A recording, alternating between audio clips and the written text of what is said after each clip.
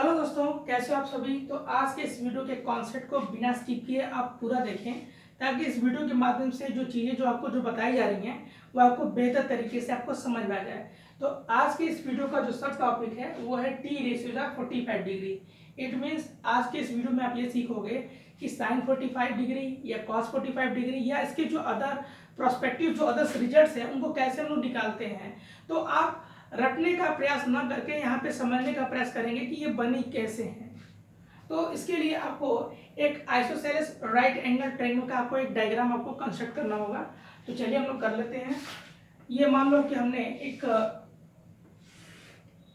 Isosceles right angle triangle का diagram हमने create कर लिया। एंगल बी 90 डिग्री है, ए बी और बी सी को हमने क्या किया, इक्वल कर लिया।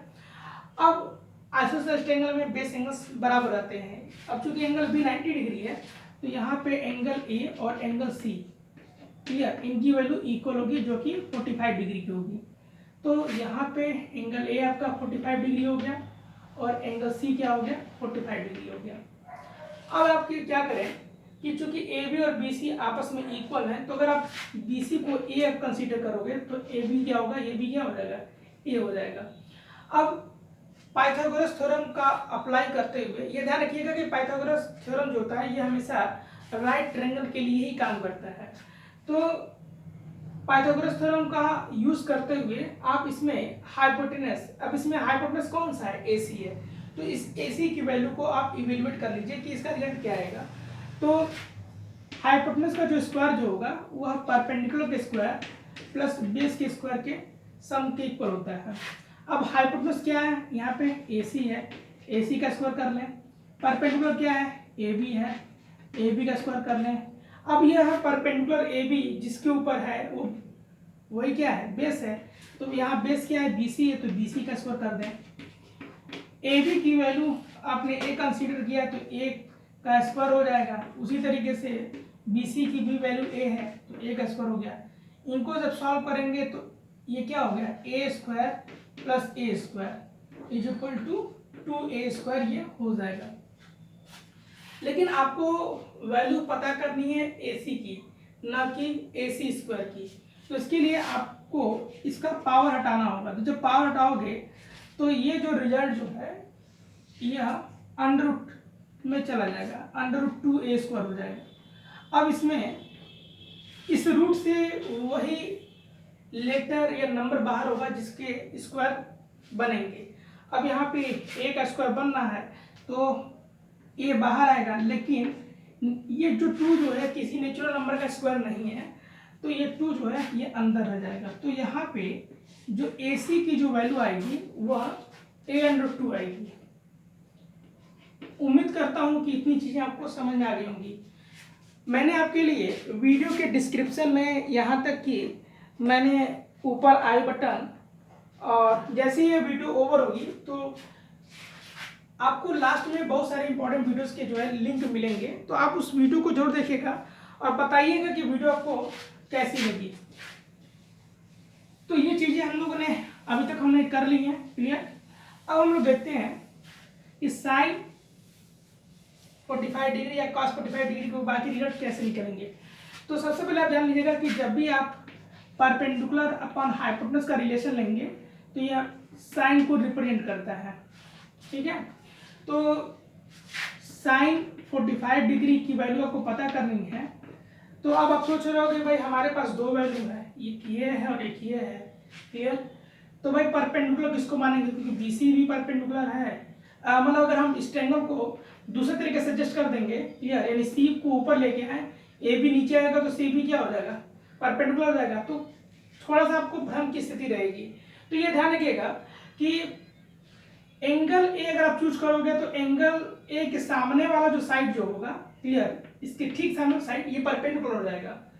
या अगर आपने एंगल C लिया तो इस एंगल C के सामने वाला जो साइड जो होगा AB, ये परपेंडिकुलर हो जाएगा। तो जब अगर एंगल C लेते हो तो सामने वाला साइड AB परपेंडिकुलर होगा, लेकिन अब AB के परपेंडिकुलर होगा तो BC क्या हो जाएगा, बेस हो जाएगा। लेकिन अगर आप ये लेते हो तो परपेंडिकुलर BC हो जाएगा, क्लियर, और चूंकि BC परपेंडिकुलर होगा तो ये AB पे हो जाएगा, तो AB बेस हो जाएगा इसमें। तो यहाँ पे देखो, आप कोई कोई भी एंगल लो, चाहे एंगल ए लो चाहे एंगल सी लो, आप sin 45 डिग्री की वैल्यू को बराबर ही पाओगे। तो अगर आपने ये एंगल चूज किया है, क्लियर, तो यहाँ पे इसके सामने वाला साइड ये जो होगा ये परपेंडिकुलर हो जाएगा, तो ए बी परपेंडिकुलर हो जाएगा और हाइपोटेन्यूज क्या हो गया, ए सी हो गया। इसको लिख लीजिए। ए बी की वैल्यू जो होगी वो क्या होगी, ए बी की वैल्यू तो ए है यहाँ पे और ए सी की वैल्यू है a/2। यह ए इस ए को कैंसिल करेगा वन टाइम में, तो sin 45 डिग्री की जो वैल्यू होगी वो 1/√2 हो जाएगी। क्लियर। अब यह ध्यान रखना कि साइन का इनवर्स मतलब होता है उल्टा, ठीक है, साइन का इनवर्स होता है कोसेक। क्लियर। अब कोसेक 45 डिग्री जब लोगे तो यहाँ पे क्या करना होगा, ए सी को ऊपर करना होगा और ए बी को नीचे कर देना होगा, यानी इसको पलट देना होगा। तो ये क्या हो जाएगा, √2/1 =√2 हो जाएगा। तो sin 45 डिग्री की वैल्यू जो है 1/2 है, लेकिन cosec 45 डिग्री को वैल्यू पता करने के लिए इसके रिजल्ट का रेसिप्रोकल कर देना होगा, तो जो वैल्यू मिलेगी वो cosec 45 डिग्री मिलेगी। अब हम लोग बात करते हैं cos का, ठीक है। तो यह ध्यान रखो कि जब भी तुम बेस अपॉन हाइपोटेन्यूज का रिलेशन लोगे, क्लियर, तो ये cos को रिप्रेजेंट करेगा। क्लियर। अगर आप cos 45 डिग्री आप ले रहे हो, क्लियर, तो अगर मान लो तुम ये एंगल को चुनाव करते हो, क्लियर, तो ए बी परपेंडिकुलर हुआ, क्लियर। अब ए बी जिसके ऊपर परपेंडिकुलर है वही बेस होगा, तो बी सी यहाँ पे बेस होगा, बी सी को बेस रख लीजिए। और जैसा कि आपने लिखा है बेस अपॉन हाइपोटेन्यूज, तो बेस तो आपने ले लिया, अब हाइपोटेन्यूज कौन सा है इसमें, ये ए सी है इसमें।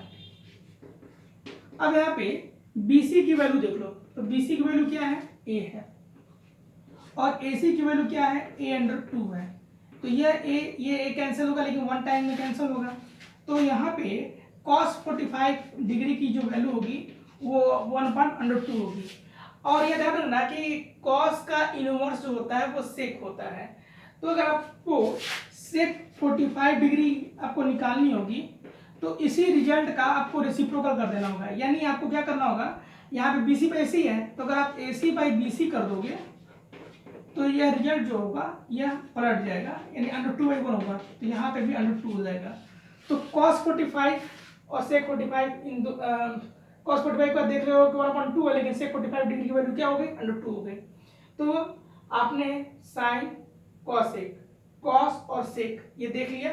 अब दो रिजल्ट और बचे हैं, जैसे मान लो tan 45, क्लियर। तो ये ध्यान रखना कि अगर आप परपेंडिकुलर बाई बेस का रिलेशन लोगे तो ये 10 को रिप्रेजेंट करता है। क्लियर।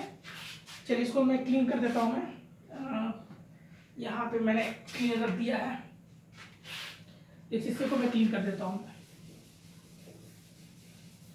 अब यहाँ ध्यान रखो कि जब तुम tan 45 डिग्री जब निकालोगे, क्लियर, tan 45 डिग्री, तो अगर मान लो तुम ये एंगल ले रहे हो तो अब इसके सामने वाला जो साइड होगा ये तो परपेंडिकुलर होगा, तो परपेंडिकुलर यहाँ पे क्या लेंगे, ए बी ले लेंगे, और ये परपेंडिकुलर ए बी जिस पे होगा वो बेस होगा, तो बी सी यहाँ पे बेस हो जाएगा, तो बी सी को यहाँ ले लीजिए।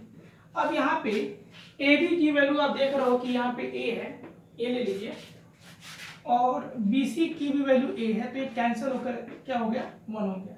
क्लियर। तो tan 45 डिग्री की जो वैल्यू होगी वो 1 होगी। अब tan का जो इनवर्स जो होता है वो cot होता है, क्लियर। तो जब cot 45 डिग्री जब लोगे, क्लियर, तो अब 1 का रेसिप्रोकल 1 ही होगा, तो cot 45 डिग्री की जो वैल्यू होगी वो 1 होगी। तो अगर आपको ये वीडियो अच्छी लगी है तो आप अपने दोस्तों को भी शेयर जरूर कर दें और उन्हें भी ये बताएं कि इस चैनल को जरा विजिट करें और बताएं कि वीडियो कैसी आपको लग रही है। तब तक के लिए हम मिलते हैं नेक्स्ट वीडियो में, लेकिन जाते जाते मैं आपसे यही कहूँगा कि वीडियो का डिस्क्रिप्शन, ऊपर आई बटन और वीडियो के एंड में जो लगी हुई वीडियोस हैं उन्हें देखने का प्रयास करें। तब तक के लिए मिलते हैं नेक्स्ट वीडियो में। जय हिंद, जय भारत।